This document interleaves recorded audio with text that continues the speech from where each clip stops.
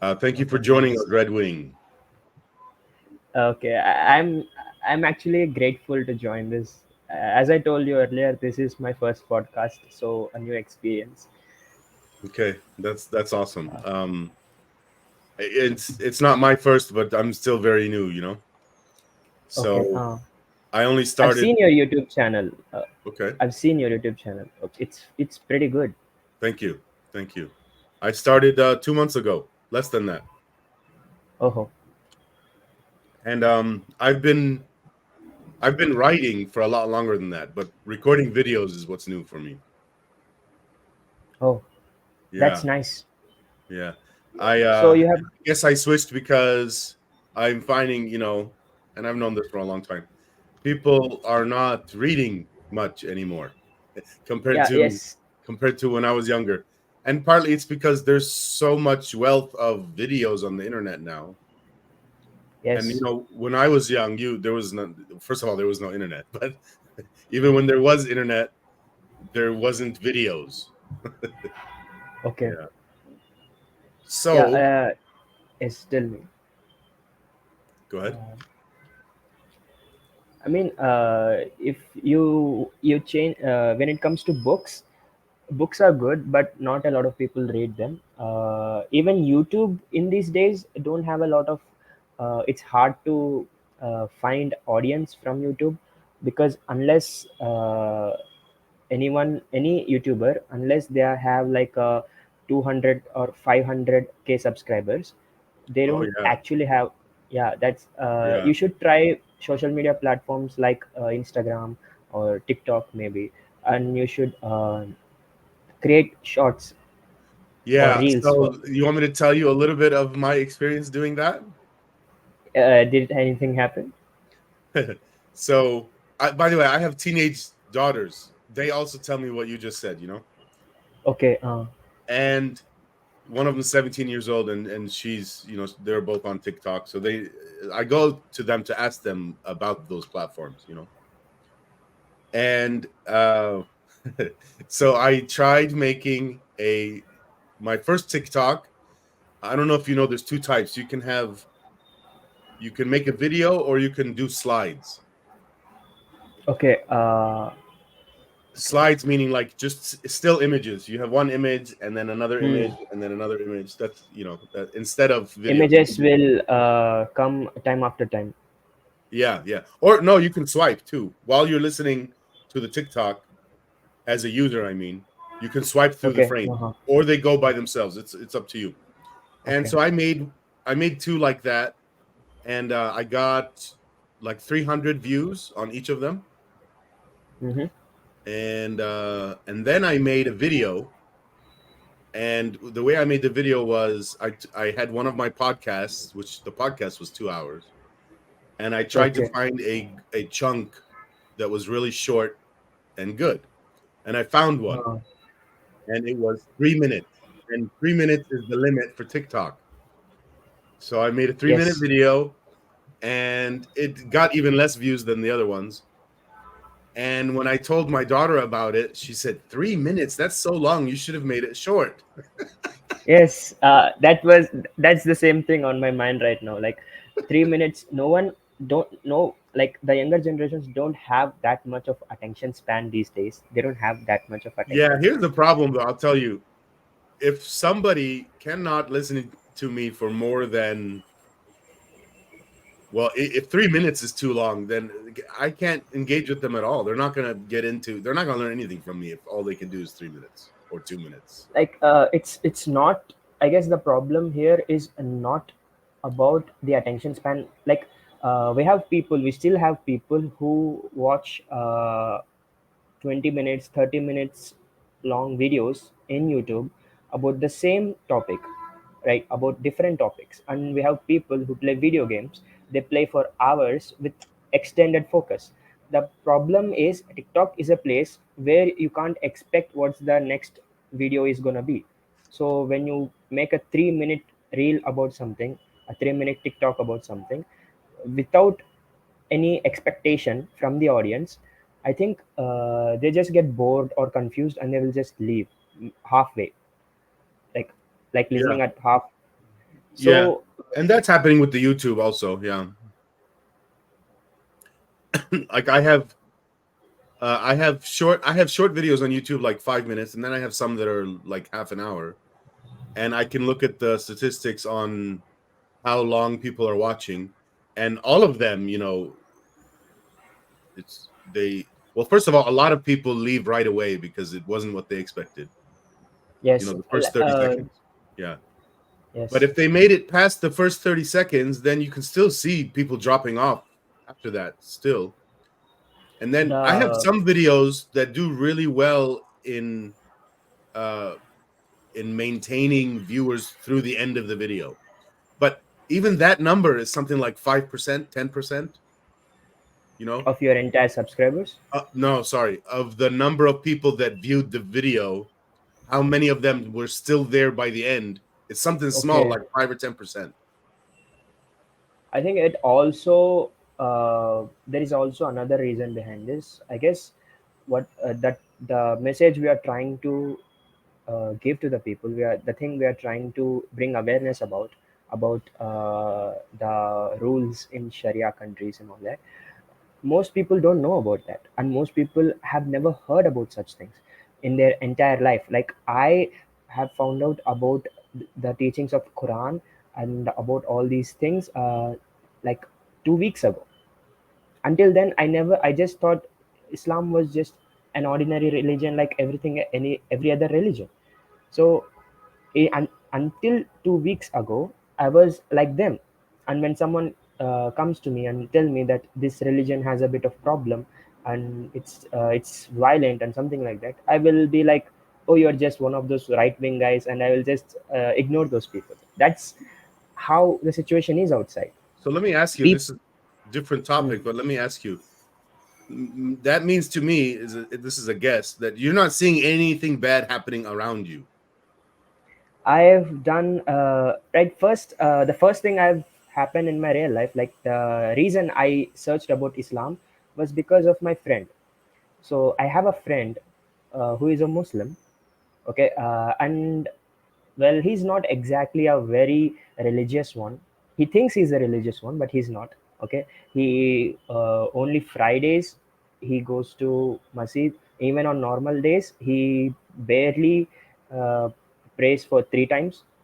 If I'm guessing on the positive side, if I'm guessing it a bit more, and he listens to music. He is a very big consumer of entertainment, movies, dances, serials, all that stuff, which are exactly haram in Islam, like music, dances. And he already had pre-marital sex, which is considered haram, and he done a lot of that.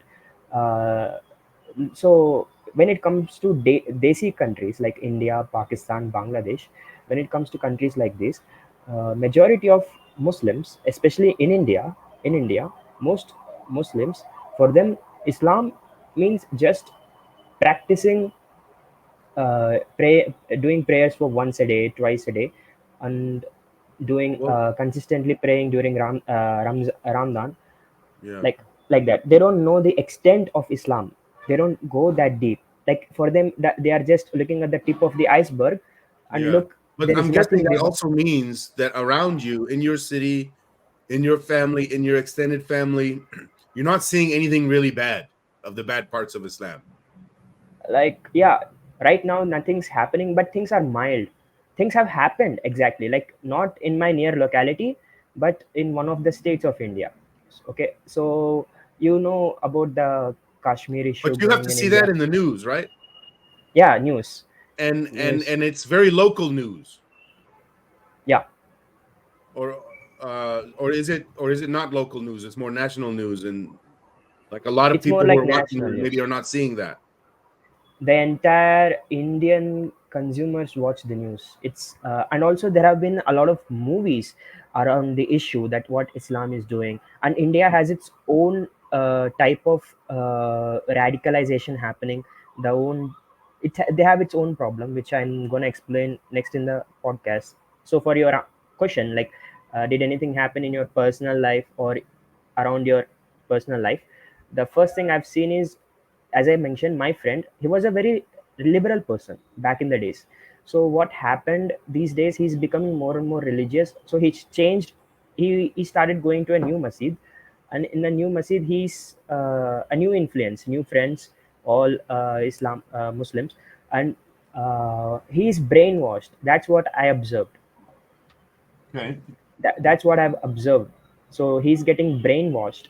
And recently, when we discussed about like the war going on Israel and Palestine, what he said that uh, he was angry that India is supporting Israel. He's saying that Israel is supporting Palestine. He's not supporting Palestinians. And I said, since Hamas started the war first, India is of course gonna support Israel. Like the Indian mindset is that whoever starts the war is the bad guy. So they support the country who end up getting attacked first. So So it and sounds he like part of what you're saying is that the news of the Israel-Palestine issue, the recent October 7th situation, yes, that news is causing discussions between Indian people yes, about yes. Islam. Yes, and also people are getting more and more biased. Like they have a very negative opinion about Christians or Jews, for the matter. I think they also have a very negative opinion about Indian religions, like Indian religions that origin in India, like Buddhism, Jainism, Sikhs, and Hinduism. But they are not openly talking about it, because if they do so, they will get a lot of backlash, because Islam Muslims are like 17 to 18% population of India, and we are like 75%. So if they do it, already they have a very bad impression. They have a very bad image in India because of Pakistan and Bangladesh, the separation of country in 1947. So they don't say that openly. But if you go to subreddits like Indian Muslims, like Islam, you will find a lot of hate about our religions too. So this is where, and even he, as I said, my friend, he was never that kind of person. He was a very liberal guy. He was like live and let live. But suddenly, recently, he started hating Christians and Jews, and saying things that are no longer logical in the current world. So that's what piqued my interest, why he's doing this. And since he started doing this, before he changed the masjid, changed the place where he worships, I did some research about what's happening, what the Quran teaches. And that's when I realized, and also the things going on in states like So you Kerala. watching your friend become, or I shouldn't use the word extreme. I think you used the word extreme, but he was I think changing his views. His he's views were becoming changing more fundamental. quickly, He's and it was becoming more quick, of a, right? How fast did it happen? how fast? Like it's No. been, he's going to that masjid for like 1 year now. So it was a it, year it's more than process. You're saying, okay? Yes, it's more than a year. It depends on the person. So you watched How? one person change in the way his Islamhood, and that Yes, got you interested to learn, and then you found people like me on the internet. yes. And I also, not just him, but also seen what's happening in India. So basically, I'm a very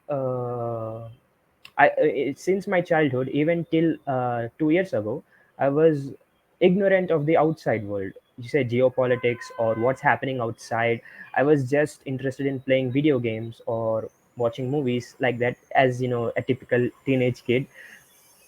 But recently, as I have seen what's happening outside, and since my friend gave such a behavior which is not his actual No. behaviors, so that what caused me. And I've seen that there are things are pretty bad here in India actually. Like as you know, India, we have around 28 or 29 states in India. Okay, I And didn't know, but okay. okay, so in India, let me tell you a bit of history. Sure. So the thing is, in India, we were once united. Pakistan, India, and Bangladesh, three countries were united during the British colonial rule, right? In 1946, like before 1946, like around 1943 or something, there is a political party. There was a political party called which was Muslims, which was for Muslims, and what they demanded at that time was they want a separate state. Like out of 29 states, they want a separate state, like still a part of India, but only for Muslims, like an area for for minorities especially, not exactly Muslims, but for But does that minorities. mean non-Muslims have to leave? Yeah, like that. They demanded a state like that. But that, does And that mean every person who's born who becomes an ex-Muslim also must leave? the You know word what I mean? ex-Muslim, It doesn't make any sense. well, all they wanted was a place for minorities. So what the belief of the political party, their political party, was if minorities stay among the majority people, they will get persecuted, they will be hated, and they will be discriminated. So their idea was if the entire minority were to live in a separate place, And okay, it's where now they a have their, majority instead of a minority. Yeah. yeah, so that was their idea. The first intention for them was not to leave the country, but Yeah, I get it. there was this guy who said that the minorities don't need a separate state, but they need their own country. And he sparked that idea among those people. And at first they were like, no, we don't need a separate country, but You know, a lot after of a few, people, I should tell you, I'm guessing you've heard this. A lot of people blame the British for causing the separation of, Pakistan, Bangladesh from India.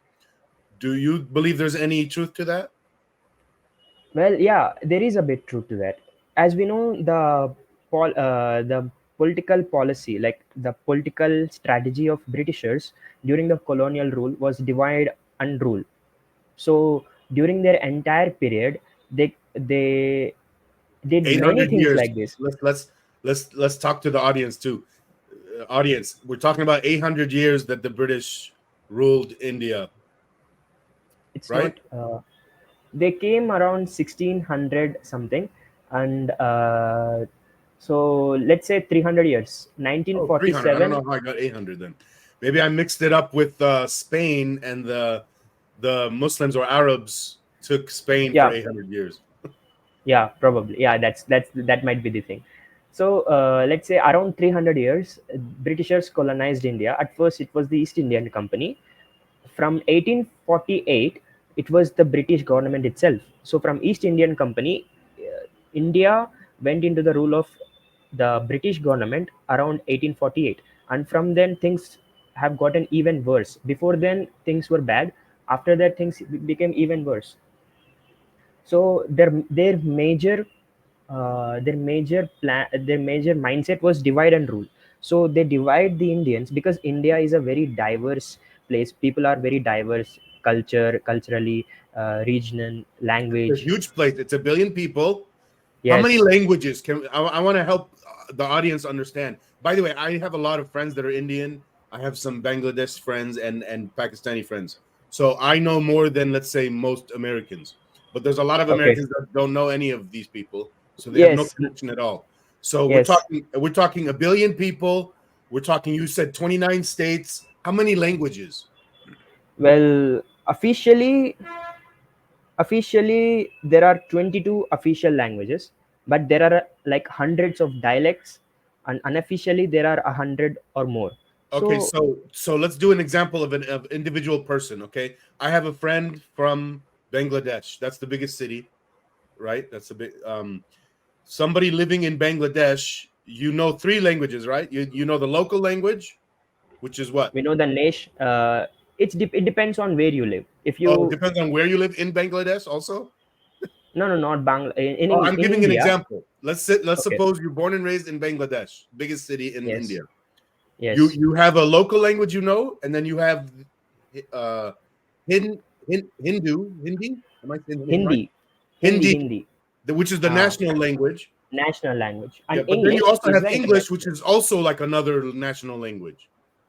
It's more like international language, but if, for example, if the entire world starts adopting Spanish or French in the near 100 years, then English will change into Yeah, well, French. I mean, part of why everyone was learning English is they were ruled by the British, who are English speaking, for 300 years.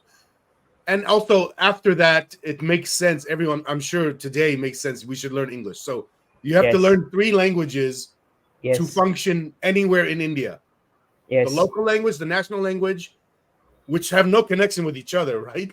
The local language and Hindi. They are useful. They are of important use. No, what I mean by there's no connection between them, like Hindi and the local language, they're not like similar, or like they don't have similar grammar or anything like that. They're very different. Am I right? Not exactly different, but they are similar. They might Oh, they have are. the Okay. same. Yeah, there are a lot of languages. Some languages have their own script. Some languages have Oh, the different script alphabet which, too, huh? Okay. so based on the script and based on the grammar. But when it comes to grammar or the vocabulary in general, most words are similar, but Okay. depends on the language. So I'm sorry I interrupted you. I was saying there's many languages. Now speak to the cultures.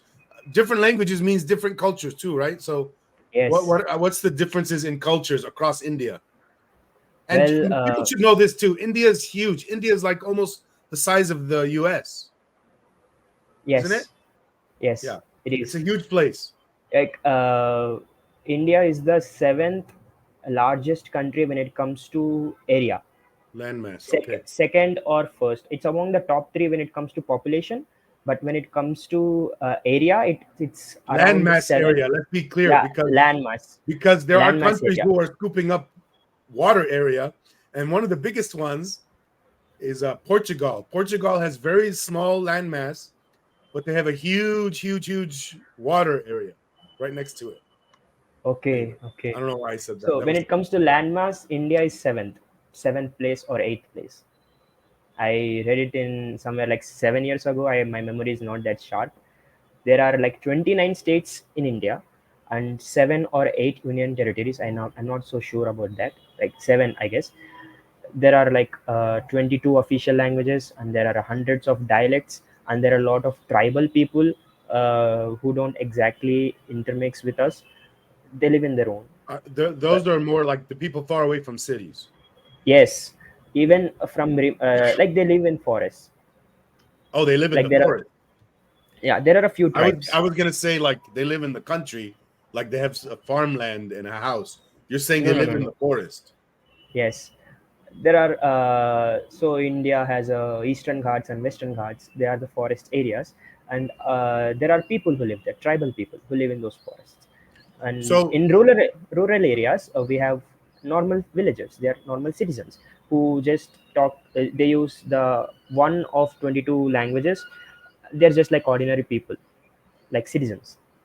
yeah. Rural areas have that too, and I'm guessing they're less connected to Hindi, the language, and also less connected to English.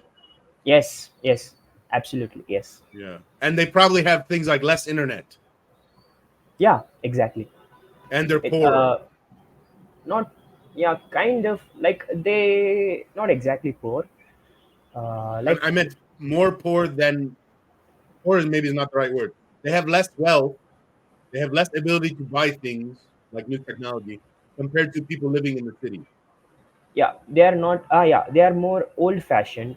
They have probably they have landmass, not landmass. Like Some of them do. Yeah. Some of them do. yeah, Yes. some of them do. Yeah, and you could call them rich, yes, but there's a lot of people living in rural areas that don't own land, and they just Yes, work for the landowners, yes, and those are more in number. There's more of them than the landowners. yes. Yeah. It used to be even worse, but in India there were some reforms happened around like in the past 60 years. Around that time, 1970, 1980, around that time, some reforms happened. Then lands were given to people who practiced agriculture in those rather than those landlords. So that's a different story. We are So getting the off topic. government took land from some landowners and gave it to other people. Yes, the people who worked on those lands. Yeah. I know what you're saying. This has happened before in other parts of the world. How did that go? Some people voluntarily gave away their land. Some people were reluctant, but the government was hard on this, so they had to give away. And some people even went as far as diversing their wife, so that when divorced they can share the land. As you know, according to the law, a family cannot own a certain amount of land, but when they are divorced, when they divorce their wife, they can hold that extra land because they are Oh, two that's different interesting. families. So some people even went as far as that. So let me ask you But this. I'm sorry, it's off topic. yes, off When those topic. kind of things happen, sometimes it means that the landowners have the knowledge of how to do farming, and the people Yes. that end up with the land, a lot of times they don't know have that knowledge. They didn't develop that knowledge. Which means they can't function the farm as well as the previous owners, which means productivity goes down, which means more starvation. Did that happen? No, no, not like that. When they gave away the land, they gave those to the people who practiced agriculture on that land. Oh, they So were suppose, already doing it. Okay, yes, okay, but they were like they were they were practicing agriculture and gave okay, away okay. all the They already knew how harvest to do it. All to the right. owners of that land. There's other places where they, took land from landowners and gave it to poorer people, but then those people didn't even know how to do it, and things didn't go well. Farm production, food production went down dramatically. Which country? Right. Well, one in mind is South Africa, Oh, okay. and it's not just related to farms; it's all kinds of things. But yeah, I mean, I think this happened in Russia too. I don't know. I'm not that. I'm talking something really old, like early 1900s.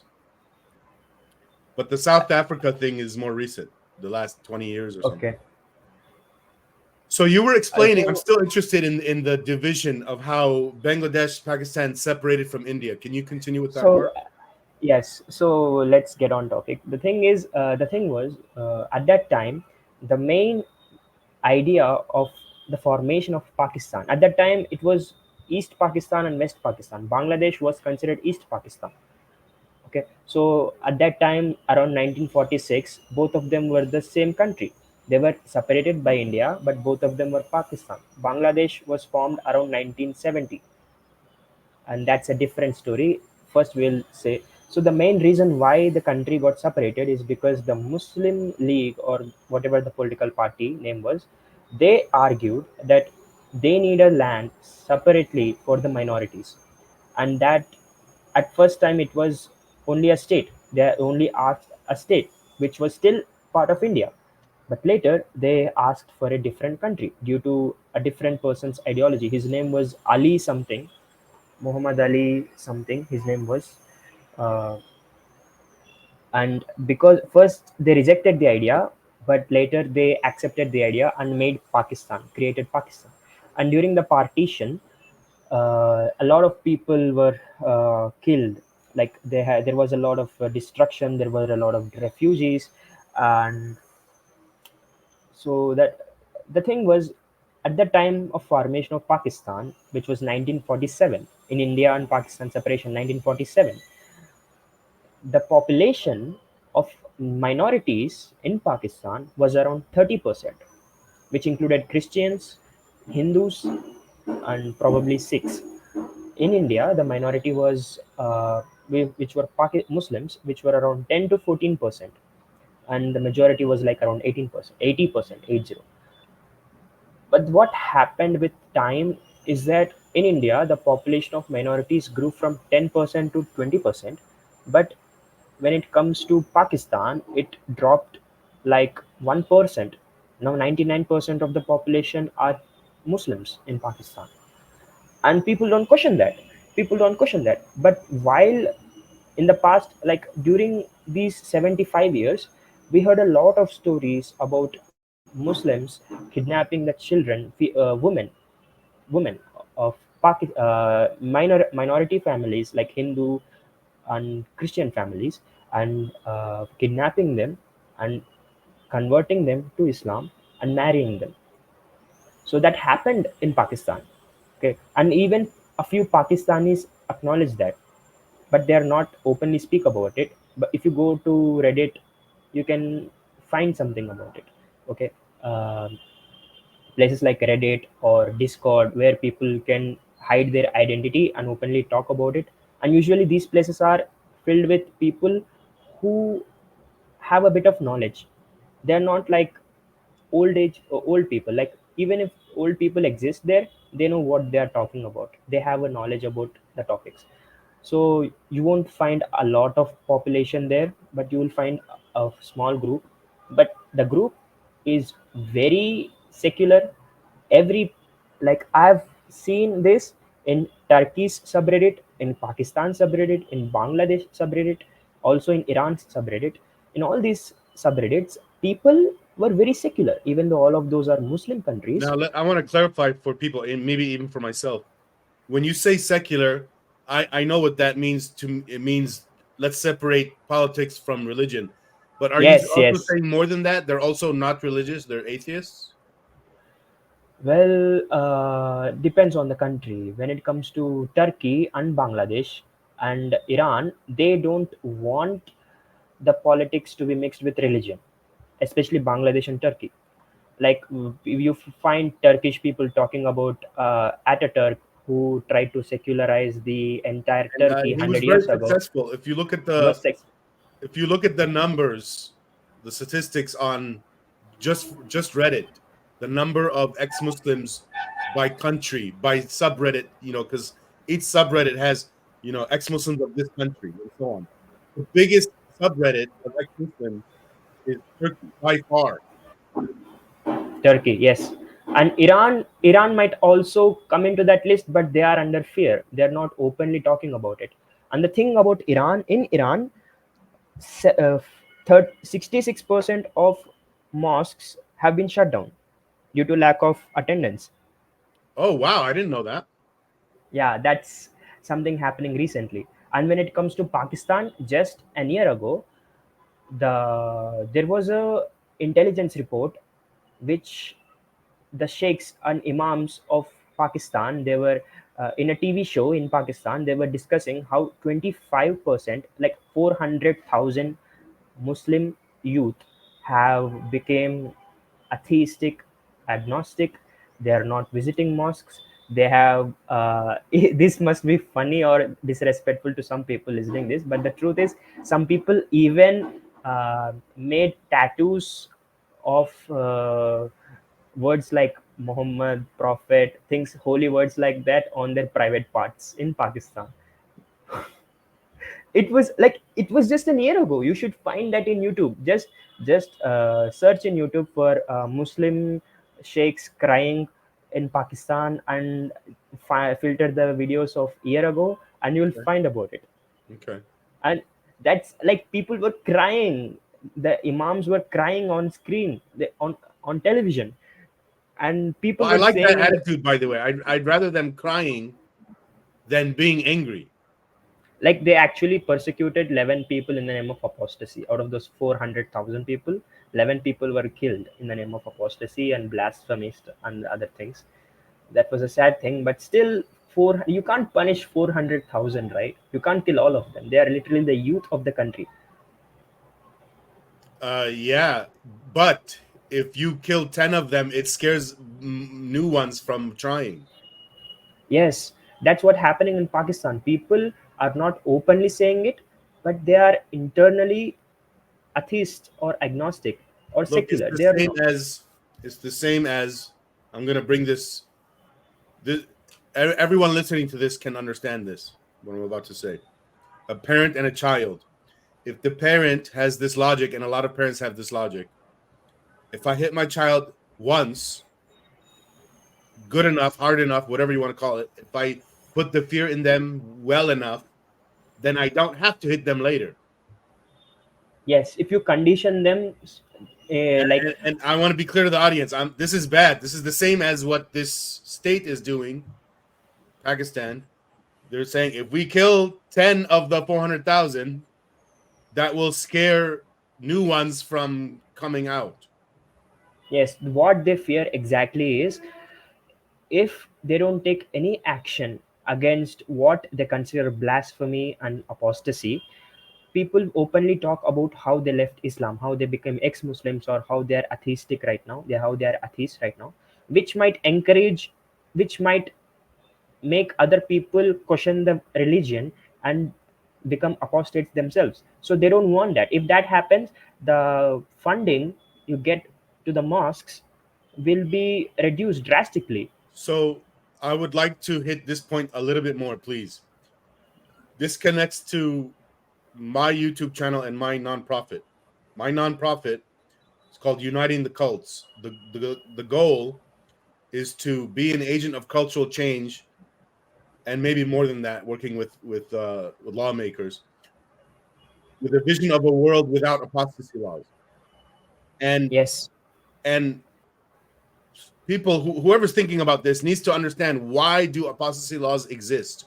And this is what we're talking about right now. It's, Yes. it's to scare people from speaking about their apostasy, so that it prevents those people who don't want to speak to educate other people who would be, apostatize also. Yes. So it scares And people like you from coming on this show, which is why you have to be anonymous. that's why most ex-Muslims are anonymous.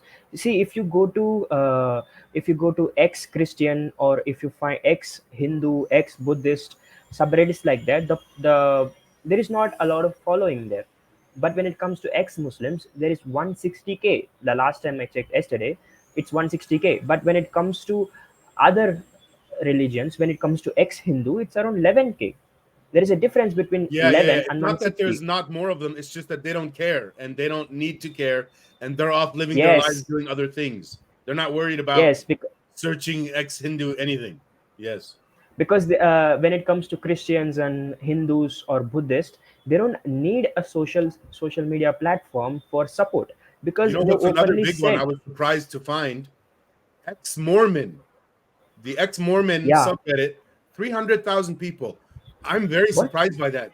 I don't think that group is very big, but apparently it's very aggressive. Wow. Maybe they found out how their leader or their father, how I don't he know. I don't used know anything about it. stones. I mean, I know the Okay. little I know is from a TV show, comedy on Comedy Central, South Park. It's a cartoon. Well, actually, Mormonism and Islam have a lot of similarities. That's Well, what I was that thinking about explains it. yesterday. That they have a lot of similarities. The only difference is that Mormonism became famous around 300 to 400 years ago. Recently, But yes. yeah, it was a very recent one. So people were already questioning it. There was already state law, America. So it got, because of people who are already educated at the time. If Mormonism came around 1,000 years ago, it would have been as bad as Islam. Wow. Okay, the reason why Islam is still existing in this world till now is because of three reasons. First, they are in the Middle East, which has, okay, it's also Islam's doing. That's a complicated point. The Well, first most point, the Muslims second, aren't in the Middle East. They're in India and East Asia. yeah, but the point is, so the thing what I was Sorry. trying to say is, the thing is, first thing, there are no scientific contributions from Muslim people, especially from the Muslim countries. And the reason was, and people say the Ottoman Empire, during the Ottoman Empire, it was the golden age of Islam. But in reality, it's not the golden age of Islam. Let's go ahead and clarify for people, okay? I'd like to make one statement to clarify what you said. Yes. The West, a lot of people say, no, during the Islamic Golden Age, there was a lot of scientific output from, scientists who were Muslims. It's sugar coated. The Okay, people problem don't. with that logic is, when there's a death penalty for 1400 years, if you claim you're not a Muslim, then there's going to be a lot of people who decide to be closet ex-Muslims. And then if one Yes. of those people becomes a great scientist, you can't say that person was a Muslim. You don't know that. Nobody knows that.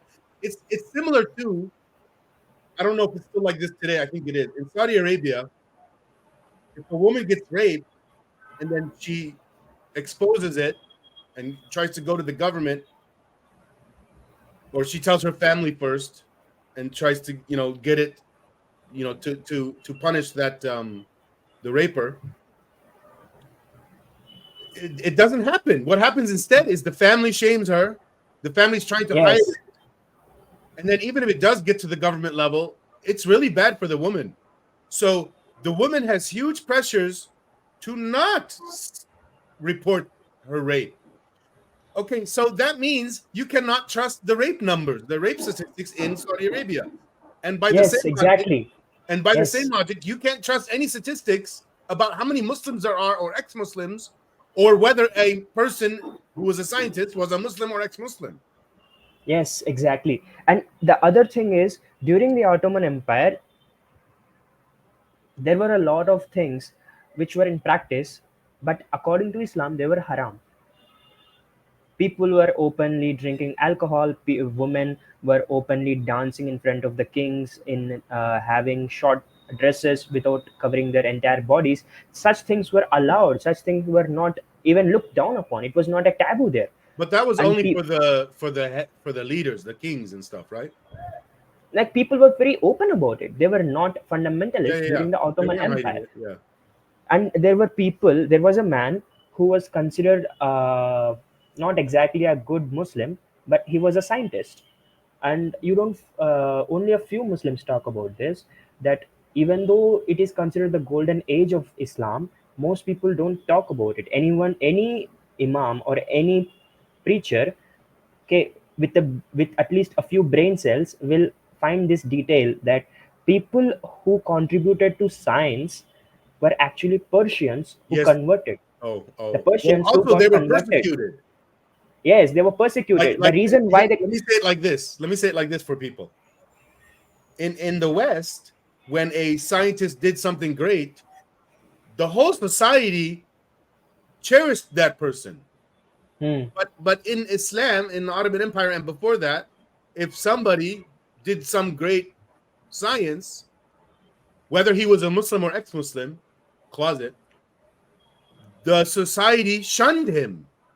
And they labeled him an ex-Muslim because he's doing something and he's making claims, scientific claims that go against Islam. yeah, there was a recent story about this, like around 1800s or 1900s. There was a Muslim scientist or a teacher. He tried to explain that evolution is actually a fact to his fellow Muslims, and he And he was got a probably lot saying of it's trouble for compatible that. with Islam. Am I right? Yes, evolution is not compatible. Adam Eve story is No, but not he was, compatible with evolution. well, right now I don't want to ask whether it is compatible, but I'm guessing that man was trying to say it is compatible. Am I right? No, he said that evolution is true. Evolution is the truth. He said, so indirectly, he said the Adam and Eve story that we heard in the Quran might not be true. Okay. And people were like, if this guy is gonna say this, it's considered blasphemy for them. For Okay. them, it was blasphemy, and he got a lot of trouble for that. Yeah. And it was somewhere around 1800s. So a lot of Muslims from 1800 to 2000s, they were in a lot of troubles. Okay, just for trying to uh, become a scientist or just trying to study science. And Yeah. also the second thing is, around the 15th century, Muslims got a mindset that if if the Quran is perfect, if it is truly the God of Word, then we don't need science to live life happily. Whatever happens, it will happen because Allah wanted to. And with that mindset, people stopped contributing to science, and people don't even question the normal things that happen in their life. Suppose if, like how Newton questioned Well, gravity, people don't question normal things that happen in their life. well, let's make it more clear for the audience. During the Ottoman Empire, at least in Syria, I'm from Syria, or Oh, I'm from the okay, U.S., but my parents are from Syria, okay, and that's Syria was nice. part of Ottoman Empire. Mm, And what I learned about Syria during the Ottoman Empire, they were closing down schools. They were encouraging women to not go to school, or okay. discouraging women from going to school. They Mhm. thought, women shouldn't have education. They don't need education. Let them stay at home and blah, blah, blah. So uh, uh, it wasn't just a religious issue. It became a political issue where the government is actually slowing down any improvement by downplaying education, schools. That's the thing that happening. That's, see, if you that thing that happened too. It's happening right now. If you see the IQ of an average citizen in each and every country, you will find the Middle Eastern countries have an average IQ of 75, 79, or something, which is far below the average of the entire world. So in they have the least IQ among the entire world, I didn't majority know of about Muslim. that. Okay. The reason, like if you think about it psychologically, any part of a human body becomes better only with use. The more you use your muscles, they become stronger. The more you use your body, it becomes, same goes to your mind. The more you use your brain, the more you question things, the more you learn things, then things become, your intelligence will increase. Well, I want to And clarify for the audience, okay? Your brain does more than critical thinking. It also does, I'm just going to say one word here, fear. Like when you fear something, that's also in your brain. So your brain, think of it like this. I've been saying this in some of my videos. If you can think of your brain as two muscles, the critical thinking muscle and the fear muscle. And you can do one or the other. And when you're living your life as a child with your parents who are always scaring you about hell, then what that's yes, doing is exercising your fear muscle, and it's not exercising your critical thinking muscle. And so your critical thinking muscle atrophies. yes, exactly, that's what I'm And your trying to fear say. muscle gets stronger and stronger and stronger. Like people, for every for the audience can also verify this. If you go and ask a person like of other religions why they should believe in their god, they will try to come up with some logical answers. Or when we try to criticize other religions other than Islam, they will come up with logical answers, they will try to debate. But when it comes to Islam, people we already know people will give emotional answers, they will beat around the bush, they do mental gymnastics, they don't come with a logical answer. That's purely evident. And they try to scare you. That's what their parents did to them when they asked the same question when they were a child. Like imagine if I was born in a Muslim family, let's imagine. And if I were to ask my father or my mother about the Quran teachings, if I ask them when I am like 7 to 8 years old, and what they will do is they don't know the answer, because the imams won't teach them. They say it's all in the name of Allah. But you can't shut down a child's curiosity without installing fear in him. So that's what they do. Perfect way of saying it. I'm going to repeat that. You cannot shut down a child's curiosity without putting fear in them.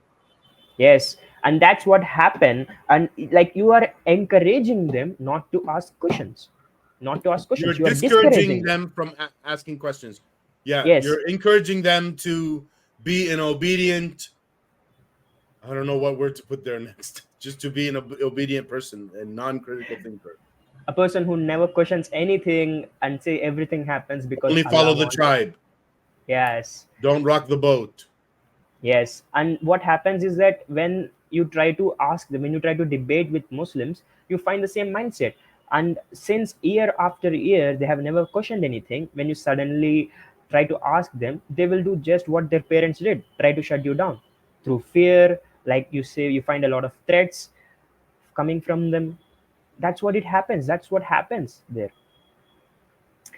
Yeah. The thing is, Islam as a religion or a political ideology is 1500 years ago. It's not compatible with the modern times. And I don't think it was compatible back then, but like whatever. actually, if people who studied history said that around 1500 years ago during the desert, women had no rights. Women didn't get any property share. At that time, Islam came and it gave them one third of the property. So at that time, it was a good thing for them. But Maybe it small never parts of it evolved. maybe it was better. Okay. Yeah, it gave them one thirds of the part when Overall, people things when got worse. And maybe if Islam was never created, maybe, those women for that period of time had it worse and kept having it worse. But then over the next 1400 years, things would have been better. yes. And actually, the main problem why Islam is in the state right now is because it never tried to evolve with time. Christianity changed with time. The Old Testament is no longer in practice. Most people these days, people follow the New Testament. And when it comes to Hinduism, there were a lot of bad things, but those things have been reformed. And they're And also the not same following the New Testament. What they do is they try to follow the best parts, what they believe are the yes, best they parts, and they don't They do cherry the pick what they what's think are the bad parts. Yes, they cherry pick what's right for them in their mind, and they just follow that.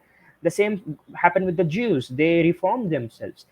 Every single major religion throughout the entire world which survived till now had some form of reform in the history. And I Some want to be changed clear multiple for times. Islam has changed too.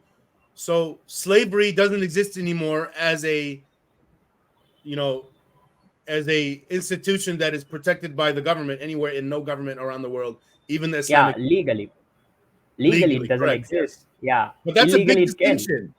They Yes. used to have government protection, now they don't. Yes, and people argue that Islam abolishes slavery, but it used to preach it. No, it didn't That's the abolish anything. hypocrisy. The West pressured them to abolish it not even 100 years or 150 years ago. But now the people you see in social media platforms, people like Prophet Hijab, Muhammad Hijab. No, I can't say his name properly. I don't remember that. That's it, So Muhammad people Hijab. like, yeah, you know that guy. He's pretty popular. I do. I made a video, 2 videos about him. What he goes around saying, what marketing, the marketing he does about Islam is that Islam abolished slavery. We care for women's safety. We give women equal rights. They say hijab is empowering. All that marketing and bullshit, in my opinion, brainwashing people into believing that Islam is actually a peaceful religion. It's not a peaceful religion. The thing with Islam is that some people argue that people who ever commit violence and show the Quran verses, they are doing it out of context. They are not exactly interpreting the Quran in the right way. But the main question is, why does the Quran is in such a way that if you can interpret it in a one way, it you can use it to promote violence. Why it exists in that in the first place, right? For according to them, Quran is perfect. It is the word of God. It is perfect. If it is perfect, then it should fit for every single generation, every single century. It should be the best option for people. But right now, if you follow the Quran for what it is, it's actually the worst in the world right now. Well, another way to say it is, if you follow the Quran, you're breaking the laws of your nation. Depends on which nation you are. In USA or West, it is. Well, I In think Middle East, even the Muslim majority nations, well, that's because hard like to I say. said, they got rid of slavery in all these nations. If you commit slavery today, if you try to have a slave, you're breaking the laws of your nation. Yes, but as we know, everything is not clear at surface level. The more deeper we go, the more complexities we see. Even though they abolished slavery officially, like we should quote the word officially, we don't know what's happening inside. The thing Yeah, with and India, to be clear, slavery in some way or is happening everywhere. Like sex yeah, trafficking is slavery. It's a certain yeah, it type of is slavery. exactly. It is. Yeah. So it's still happening, but the kind of slavery we mean is government protected slavery, where you have a market and it's protected by the government, and in that market you're buying and selling slaves. Okay, And yeah, and that one's and if abolished. your slave runs away, you can ask the police to go get him. But Okay, that's not happening in the world anymore. by that logic, yes, it's abolished right now. Yeah, yeah. So by the way, I we really had a really interesting discussion, different than what we intended, and it's better than what I intended, by the way. The reason I'm saying this is, I don't know if you saw any of my podcast episodes about the Iraqi civil war. I In those episodes I was trying to learn about the type of government that would, you know, help those countries not have civil wars anymore. And what I was focusing on was a federal state system. And I don't know that much about India or how their federal state system works. And you were starting to explain it right from the beginning, when Pakistan, Bangladesh, and India were one country, and there was a big group that was saying we want to have our own state within the federal state of India, that is where they get to have their majority instead of being a minority in another state.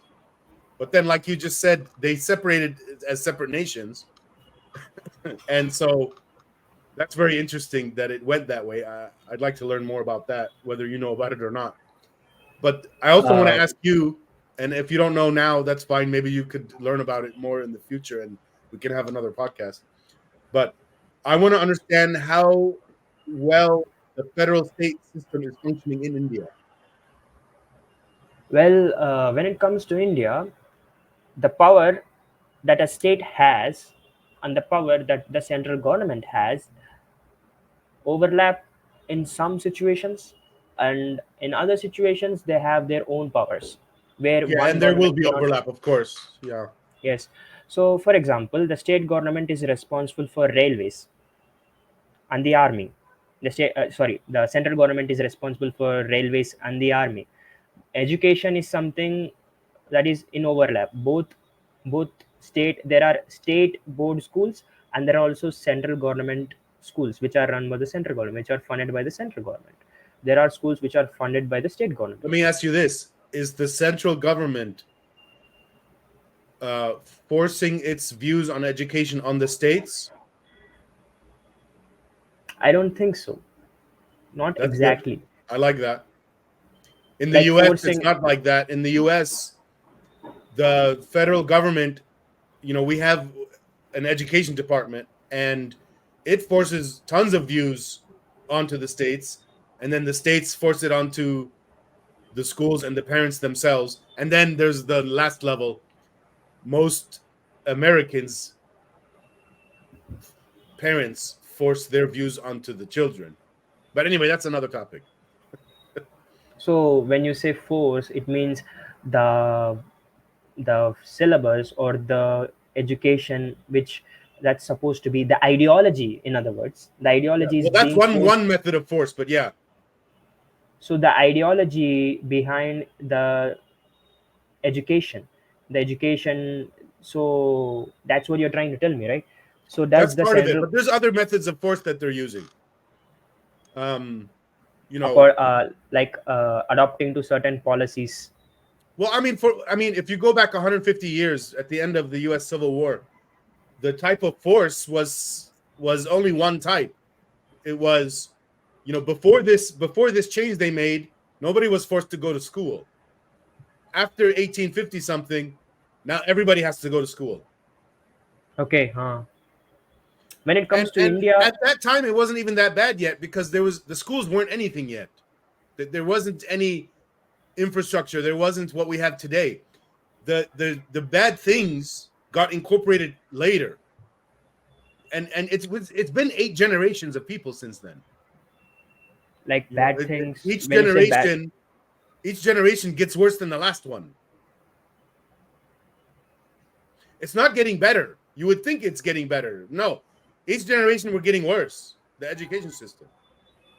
Like how, like if can you give me An example? example. Mm. Well, if you just look at reading literacy rates, and if you look at what it was in 1850, and then you track it over time, it has been getting worse, not better. And I want to be clear about this: because it was getting worse, and they didn't want it to look like that, they would reduce the standards so that the numbers would look higher.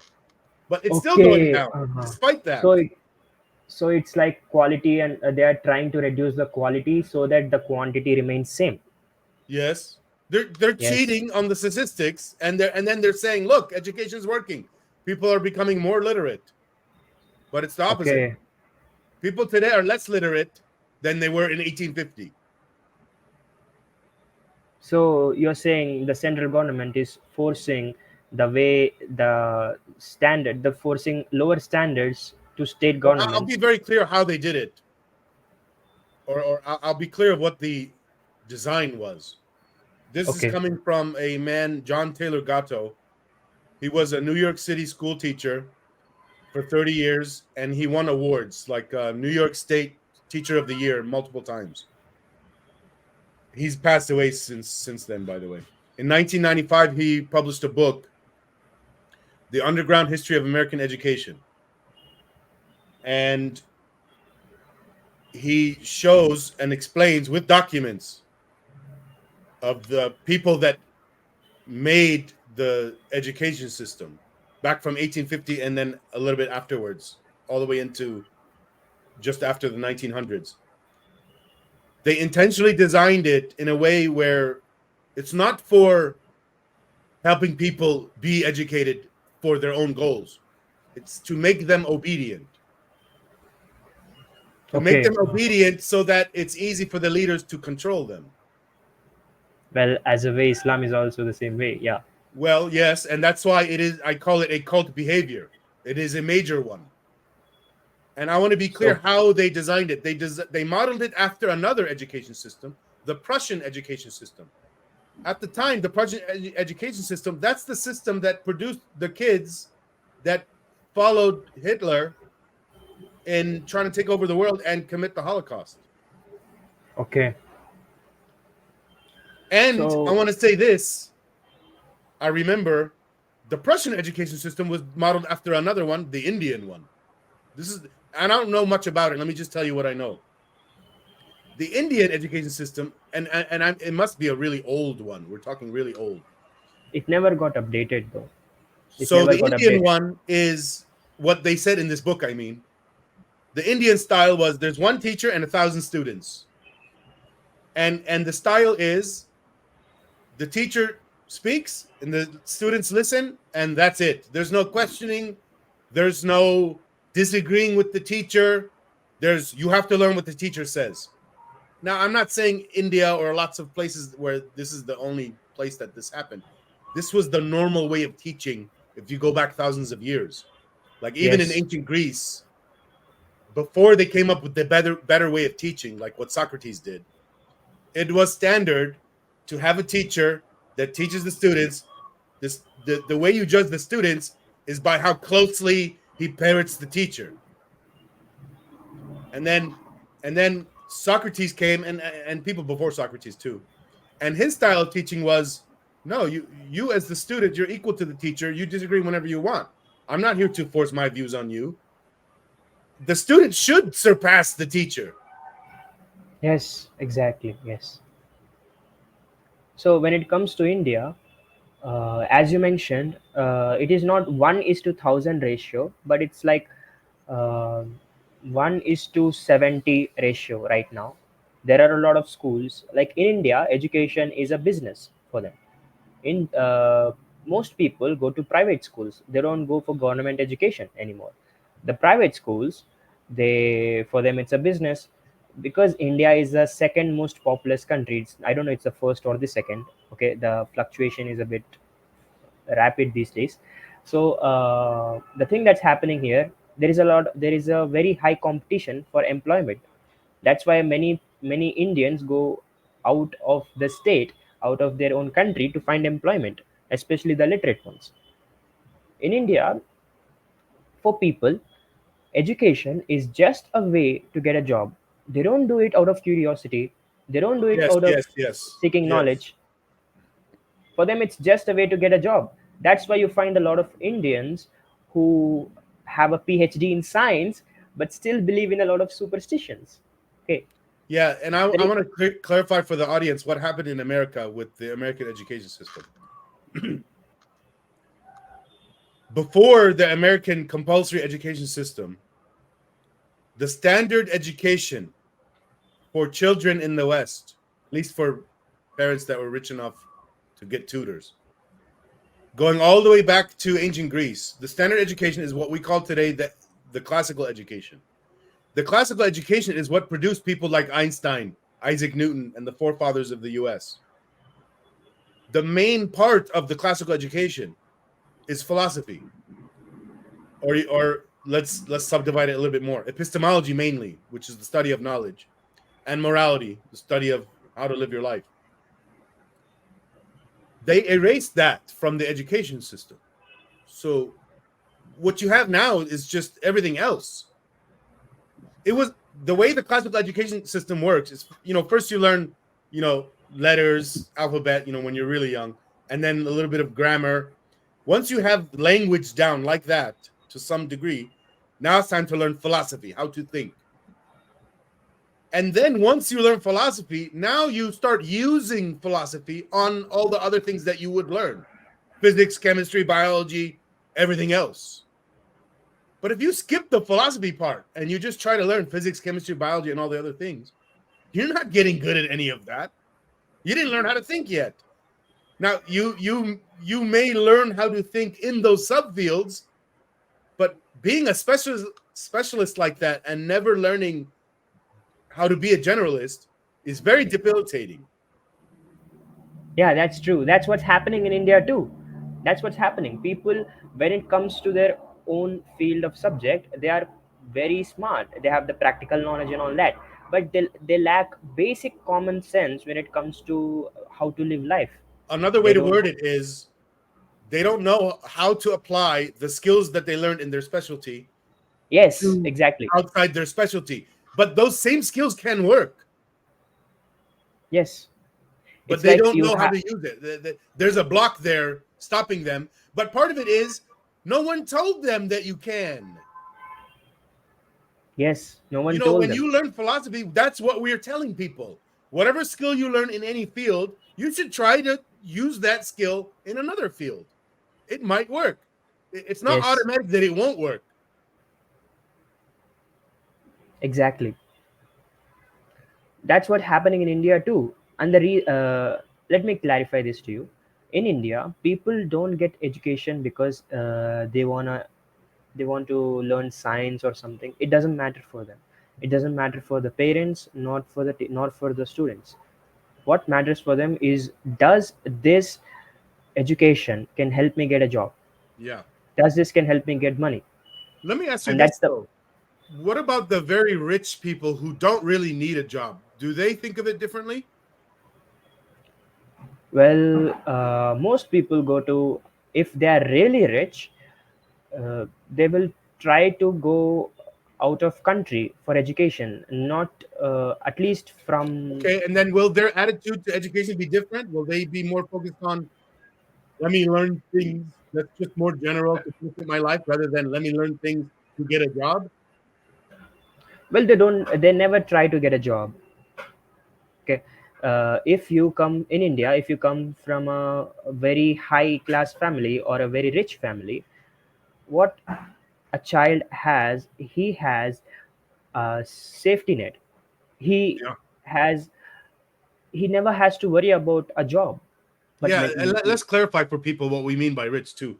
Let's say your dad is a landowner and they're so rich that they have, they have five um assistants always in the house. You have a chauffeur, you have you maybe even have a tutor. You have tutors because it's very cheap yes, for a very rich Indian person to hire somebody to stay in your house and clean. It's probably like $200 a month, and that's and a for lot. a very rich $100 is person, a lot. that is Yeah, pennies. yeah. So, well, I forgot what my point was. Uh, They are different. Yes, they are different. You asked me whether the people from rich families, do they study education in the same way or they study it in a different way? That's what you asked. yeah, and I Yeah, forgot why I mentioned these details. Because I'm trying to connect all of this for the audience, and my audience is apparently it's mostly, according to my YouTube statistics, it's 20% in the US, 10% UK, 8% India. 8%. Wow, India. nice. So, And it's okay, very consistent. Every time I look at it, first, second, third, 20, 10, 8, or 21, 10, 10. And India has a lot more people than those first two countries. the thing in most Indians just they just want to make ends meet. Even Muslims here, Indian Muslims, are very different than in other country compared to other countries. Like Well, Indian my guess Muslims, is they, when Islam invaded India and it merged with India, the cultures merged, 1,000 years ago, and Indian culture was already very peaceful. Am I right? it was very diverse, but at the same time, it was very strong. It was very deeply rooted. Strong, but also peaceful. I mean, everything I remember about anything I learned about India, it's a peaceful people. I mean, even if you look at some movies about Gandhi, it's like Gandhi is it's like the representative of India, the culture, and He's not the he representative was, anymore. according to what I saw, is Yes, a man that says, yeah, we don't need to, we're not going to win by defensive war against Britain. We'll do it with peace. I don't know if well, people like Gandhi don't exist in India anymore. That's a different story. That's completely off topic. Okay, but let's get into the topic. sure. The thing is, in India, before the Mughals or the Delhi Sultanate, or even there were even other kings, other Muslim kings who invaded India before Islam entered India. The wars, they were still wars because India was divided into separate empires. Each empire was trying to they were trying to unite the entire country, the entire Indian subcontinent at that time. Other than that, everything was peaceful. No matter who wins, they will be secular. They will never try to force their ideology on others. And they know that India is a very diverse country, and the teachings, one place and the other, even the gods that we worship, is a polytheistic. There are a lot of gods. There are a million gods in India. So they don't force their ideologies on others. They just conquer the land, and they just let them live their own way. So it was pretty peaceful. Other than waging wars, trying to unite the entire country or trying to occupy certain areas, other than that one reason, the country was pretty peaceful. And actually, they were pretty open-minded. The civilization was pretty open-minded. Like, if you see, before Islam came to India, uh, you know the book Kama Sutra, right? I've heard of it. I don't know anything about it. Yeah, it's a book about how to, it's all about like the encyclopedia of sex, how to have Okay, sex or okay. what the different positions. So that book was written in India. The book Kama Sutra, it's written in India by a man, and he talks about all about sex, all his knowledge. And it was well received at that time. It was that the civilization was that open minded at that time. When People was were this? such open. Around 1,000 years ago, 1,300 years ago, I guess, Okay. at that time in ancient India. And actually, India had the oldest university in the world, Takshashila, Nalanda, places like these. People from Portuguese and Spain used to come to India for education, and it was very advanced. And people were very open minded. The kings let them do whatever they want, let the people do whatever they want. They just wanted to conquer a place. Other than that, there was no violence in the place. When Islam came, they first, they couldn't force their ideology on people, but so they taxed them. You know the tax, right? Jizya tax, something Yes. you have to pay for being a non-believer. And under that force, a lot of Hindus converted into Islam at that time. I don't think we're finished. I think we didn't even get to the main point we wanted. I That's what I recommend was we, thinking. I We are recommend we do getting, multiple parts. So like part one, part two, part three. We're doing part one today. We'll schedule another part two, and so on. yeah, multiple podcasts. That's Yeah, what you're saying, right? Yeah, yeah, that's fine with me. yeah. But one thing I want to talk about in a later episode, if you think you're knowledgeable for it, I want to study more the federal state system in India and whether it's working well and comparing it to the other ones. And part of that is because I care about the American one and I think it works well. And I wanted to see if it's working well in Iraq, and I found out it's not. And I am actually talking about Syria too. Right now, there's people in Syria who want to divide it into multiple Yeah, nations, I and heard there's of it people who today. don't want that. So that's a big issue There for is a me. civil war happening in Syria, right? Yeah, I don't know if it's over. I think it's over, but but it's not really over. Like it could easily start again because they're not united in how to run their government. You know. I just heard about it this morning, right this morning, and I asked someone in Reddit, and they told me that it's more than 10 years worth of civil war, and it's one big confusion. It's Yeah, not well, it easy. got Like, better when ISIS was defeated, which was 5 years ago. okay, And I don't think there's really any war happening, but all the stuff that caused the war is still there. That's my point. That's why I think it's easy to come back. okay, so the root is not yet removed. The Yeah, root cause I is don't not think gone so. yet. Yeah, and from what I understand, in Iraq, things are going well. Like I don't think they're gonna have issues again in the future. So for that reason, you wanna understand more I just about want to learn the. more about the federal state design of a government and how it's working or not working in all these other nations.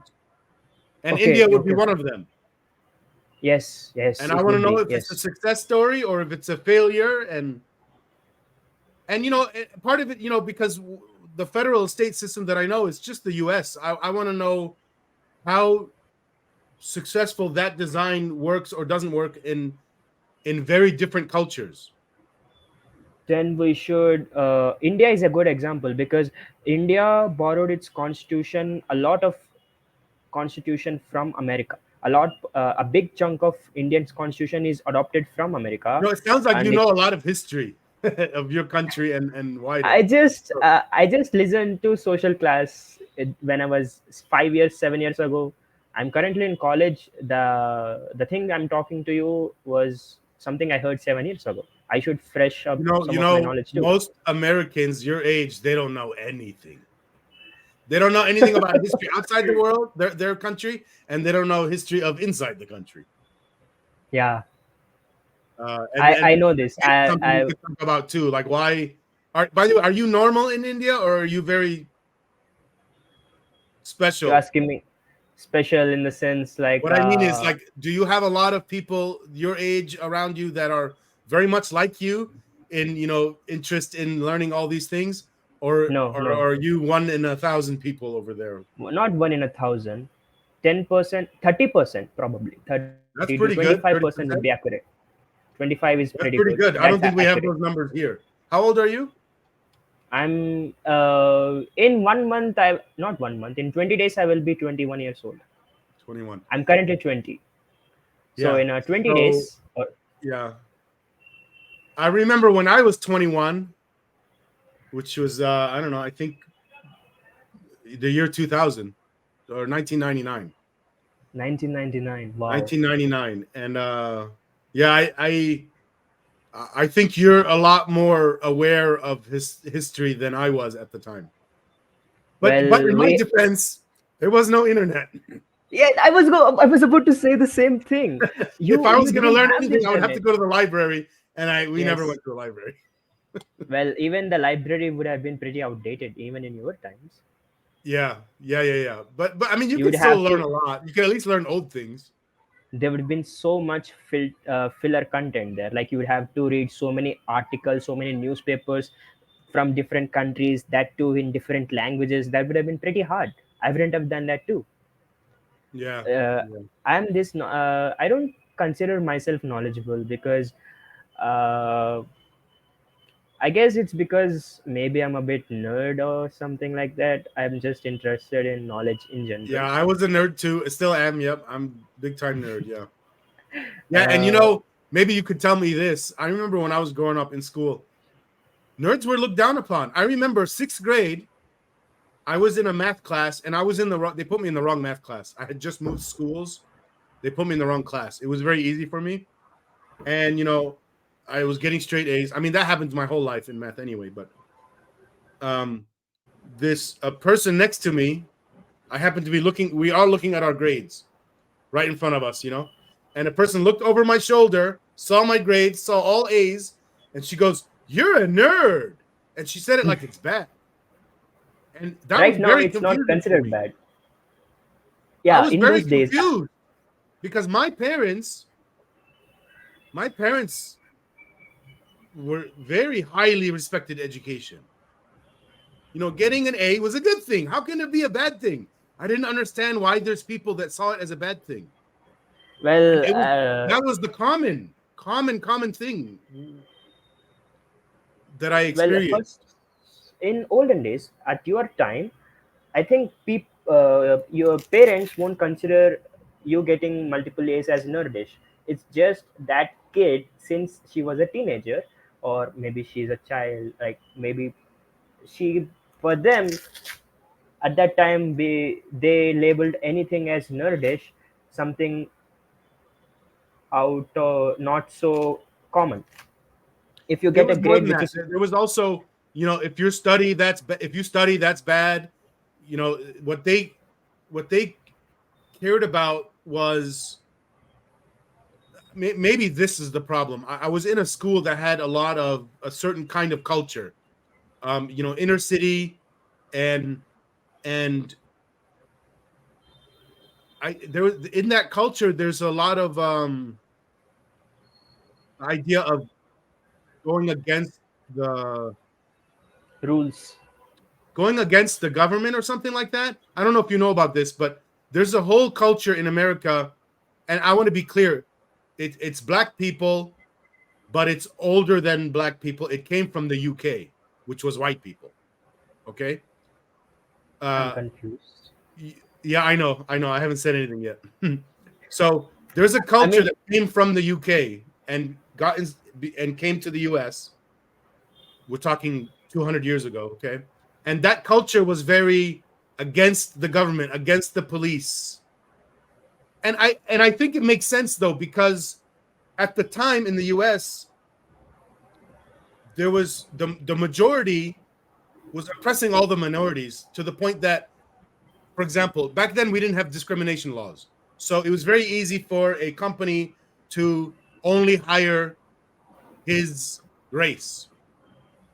yeah, And so what happened was, so if you're Irish and you came to America and you're not part of the majority, you end up in a situation where the majority people don't easily give you jobs. So then you start forming your own little gangs, the Irish gang, where you try to make money within your group. And then a lot of that became criminal. And it became a culture of screw the government, screw the police, they're not helping us anyway. And actually, even when it came to crime, so if a Irish person was a victim of a crime versus a another type of white person of the majority, Anglo-Saxon or whatever, uh, was a victim of a crime. If you're in the majority, the government came and helped you. If you're in the minority, the government was less likely to do that. So okay. so there became a culture of, well, screw the government, screw all of them. And then that culture migrated. A lot of black people got that culture because they were similarly persecuted. They were also subjected to discrimination. Yes, Yes, yes, in the same way that the Irish people and a whole bunch and Italians and all those other peoples.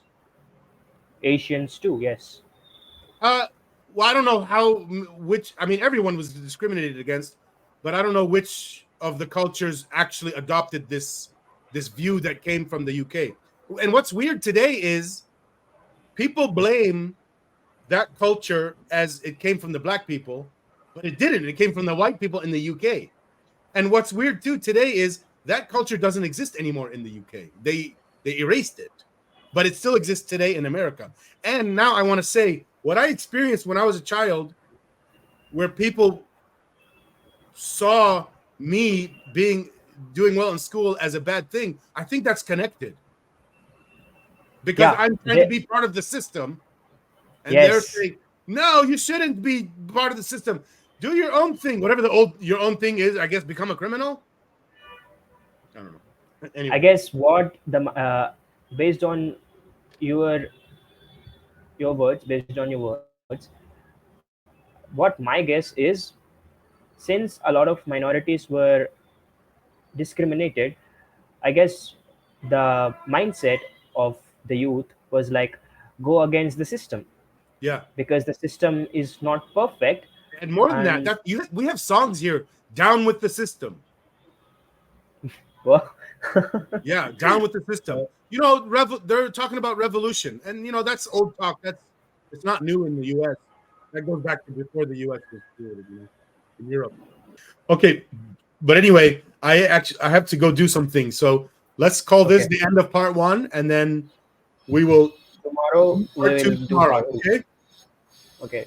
so tomorrow we are gonna talk about the federal system of India. Well, well, I don't know when we should talk about that. I recommend we talk about that post that we were going to talk about. The thing you called it. We should do something ASAP. Let's talk about that. Okay, okay, yes. Yeah, because Okay, that's we the should thing do you that. wanted to teach me. Let's talk about that, and then when we're done with that, then we'll move on to that other thing. Okay, yes, that's fine with me. Okay, perfect. That's what I was thinking this entire podcast. Like, we are getting off topic time and time Yeah, again. yeah, but it's okay. It's okay. This It's is okay, natural, yeah, and all of it's what we said natural. was very interesting leading up to this anyway. Yes, So, all right. So I'll see you tomorrow. Thank you, RedWing. thank you, thank you. Thank you. Bye bye.